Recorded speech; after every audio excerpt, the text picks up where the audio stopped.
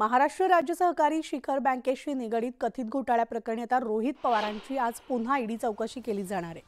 यापूर्वी 24 जानेवारी रोजी ईडीच्या अधिकाऱ्यांनी रोहित पवार यांची तब्बल 12 तास चौकशी केली होती आणि या चौकशीनंतर ईडीच्या अधिकाऱ्यांनी त्यांना पुन्हा चौकशीसाठी उपस्थित राहण्यास सांगितलं होतं। आता याच प्रकरणी 5 जानेवारी रोजी ईडीच्या अधिकाऱ्यांनी रोहित पवारांच्या बारामती ॲग्रोसह राज्यात एकूण 6 ठिकाणी छापेमारी केली होती आणि हे प्रकरण महाराष्ट्र राज्य सहकारी शिखर बँकेत झालेल्या कथित आर्थिक घोटाळ्याशी संबंधित आहे।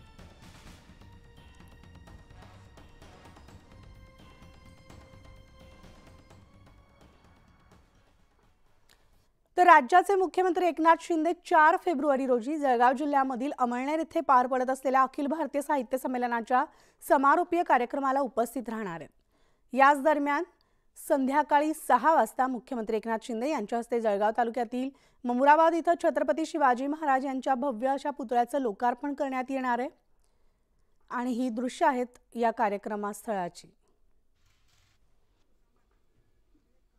म्हणजे 4 फेब्रुवारी रोजी मुख्यमंत्री जळगाव जिल्ह्याच्या दौऱ्यावर येत आहे।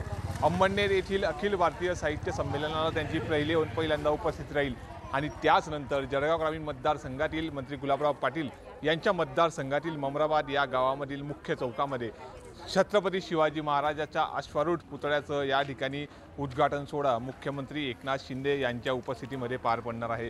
गेल्या अनेक दिवसांपासून या ठिकाणी ममराबादकरांना छत्रपती शिवाजी महाराजांचा पुतळा पूर्णाकृती पुतळा आपल्या गावामध्ये बसावा याची उत्सुकता लागलेली होती आणि गेल्या काही दिवसांपूर्वीच या ठिकाणी संपूर्ण ममराबादवासीय या ठिकाणी हा अश्वारूढ पुतळ्याची पूर्णाकृती पुतळ्याची या ठिकाणी मिरवणूक वाजत गाजत मिरवणूक काढून या ठिकाणी विराजमान केलेला आहे।